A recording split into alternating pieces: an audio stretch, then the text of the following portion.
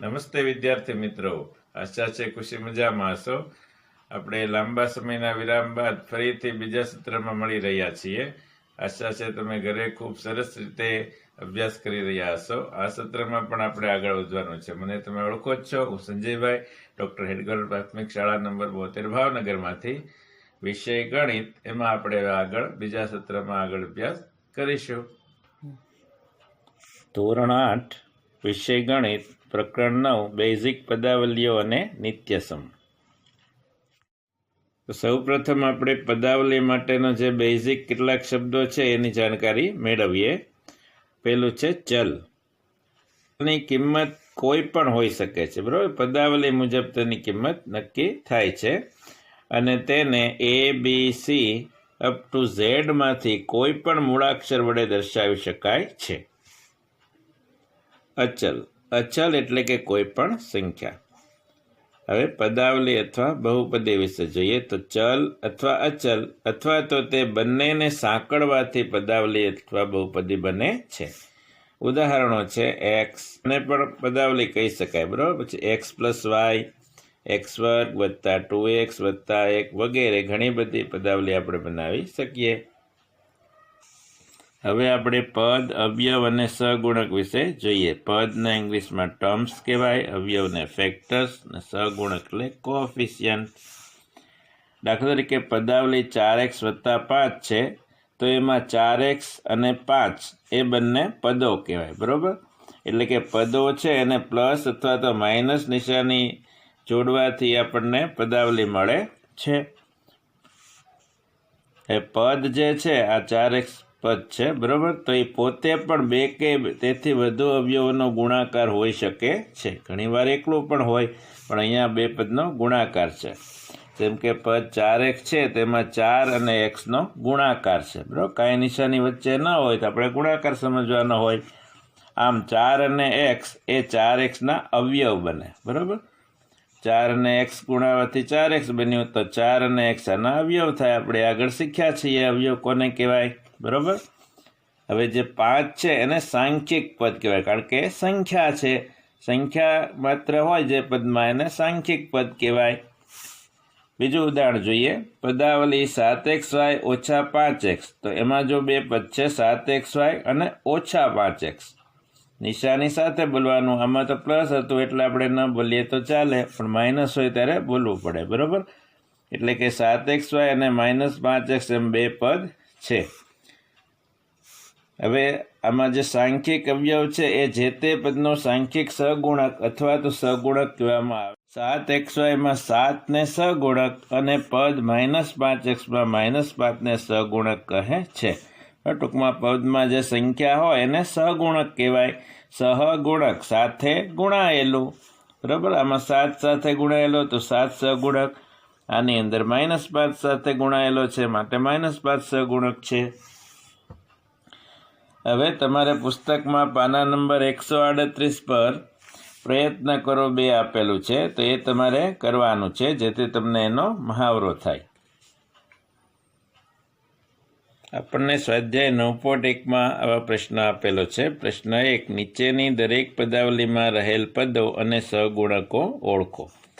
પહેલી રકમ છે 5xyz વર્ગ -3zy. તેમાં પદો આવશે તો પેલું છે 5xyz વર્ગ, બરાબર, અને બીજું પદ છે -3zy. જો વચ્ચે આપણે અલ્પવિરામની નિશાની ખાસ મૂકવાની અથવા તો અને લખવાનું, બરાબર, નહીં તો એનો અર્થ પાછો ફરી જાય છે. હવે પદોના સહગુણક. તો આમાં આગળ સંખ્યા 5 છે તો આ પદ માટે સહગુણક 5 આવશે, બરાબર. આ રીતે વ્યવસ્થિત લખવાનું. આમાં આગળ સંખ્યા -3 છે તો સહગુણક આવે -3. એવી જ રીતે આ બીજી રકમ છે 1 વત્તા x વત્તા x વર્ગ. તો આમાં આપણે પદો લખીએ તો 3 પદો આવે, 1, x અને x વર્ગ. જો પ્લસ નિશાનીથી અલગ પડે છે અહીં, બરાબર. પદો પ્લસ અથવા માઇનસ, અહીં માઇનસથી અલગ પડ્યા હતા. તો હવે આ પદોમાં આપણે સહગુણક લખીએ તો સહગુણક આમાં આ પદમાં 1 છે માટે 1 આવશે. હવે જો આમાં કાંઈ નથી તો શું લખવું, તો આગળ 1 તો હોય જ, બરાબર. 1 ગુણ્યા x એટલે x જ થાય એટલે 1 આવશે. આમાં પણ કાંઈ આગળ નથી તો 1 એનો સહગુણક. ચોથો પ્રશ્ન 3 minus PQ plus QR minus RP. તેમાં પદો થશે 3 માઇનસ PQ, QR અને માઇનસ RP. એના સહગુણકો આમાં 3 સંખ્યા છે, તો 3 આમાં કંઈ નથી અને માઇનસ નિશાની છે માટે -1.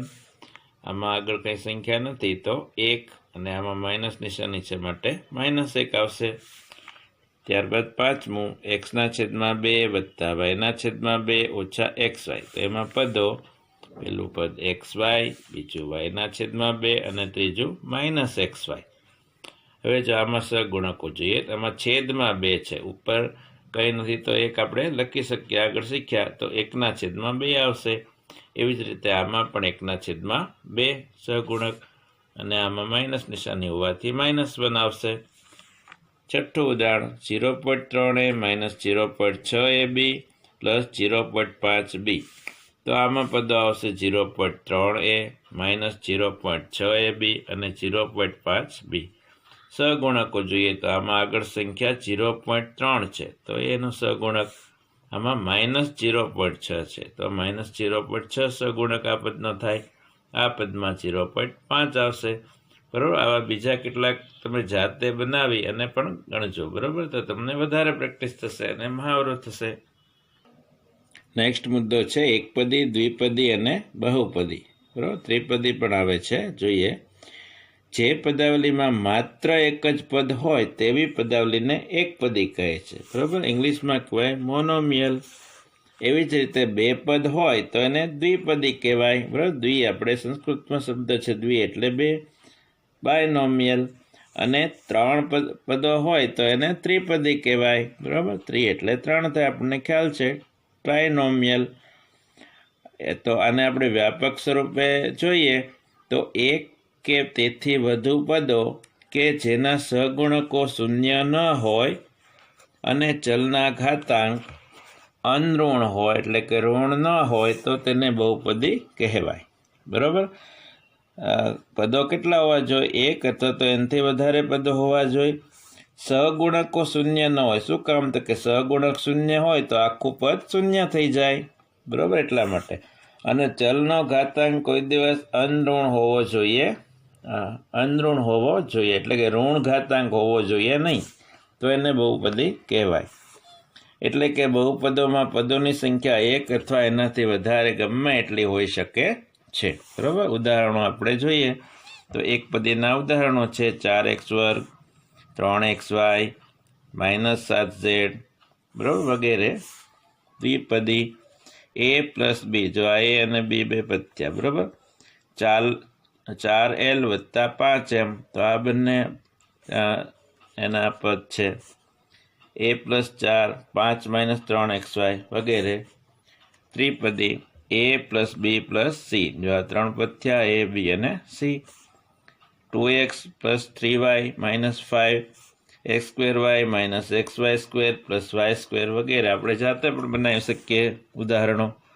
બહુપદી તો હવે આની કરતાં વધારે પદો હોય, 3 કરતાં વધારે, તો એને સામાન્ય નામ બહુપદી જ આપીએ છીએ. આ પણ બહુપદી જ કહેવાય, આગળ શીખ્યા એ પણ. તો બહુપદીના ઉદાહરણ a plus b plus c plus d, 3xy, 7xz -10 વગેરે ઘણા બધા આપણે લખી શકીએ. હવે પાના નંબર 138 પર પ્રયત્ન કરો છે, ત્રીજું. તો એના જે પ્રશ્નો છે એ તમારે કરવાના છે, જે તમારે પ્રેક્ટિસ થાય. સ્વાધ્યાય 9.1 એમાં બીજો પ્રશ્ન પણ એવો જ છે કે નીચેની બહુપદીઓનું એકપદી, દ્વિપદી કે ત્રિપદીમાં વર્ગીકરણ કરો. કઈ બહુપદી ઉપરોક્ત 3માંથી એક પણ પ્રકારમાં બંધ બેસતી નથી? તો એ આપણે જોઈએ. જો આમાં પેલું છે x પ્લસ y. તો x અને y બે પદ છે, તો એ દ્વિપદીમાં આવશે. ત્યારબાદ 1000 એક જ પદ છે, તો એકપદી ગણાશે. x plus x² plus x3 plus x4. તો જો આ એકેયમાં આવશે નહીં, એટલે કે બહુપદીમાં લખશું આપણે.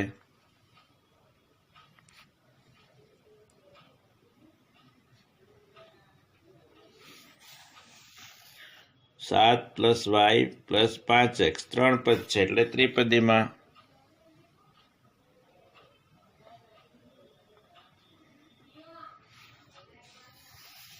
પછી 2y - 3y² 2 પદ છે એટલે દ્વિપદીમાં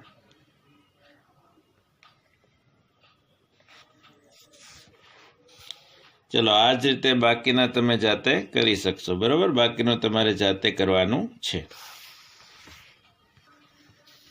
તો વિદ્યાર્થી મિત્રો આજે આપણે આટલું રાખીએ છીએ બરાબર નેક્સ્ટ પીરિયડમાં આપણે આગળનો મુદ્દો જોઈશું મેં આપેલો હોમવર્ક તમે ખાસ કરજો જેથી તમારે પ્રેક્ટિસ થાય અને તમને આગળ શીખવાની મજા આવશે ચલો આવજો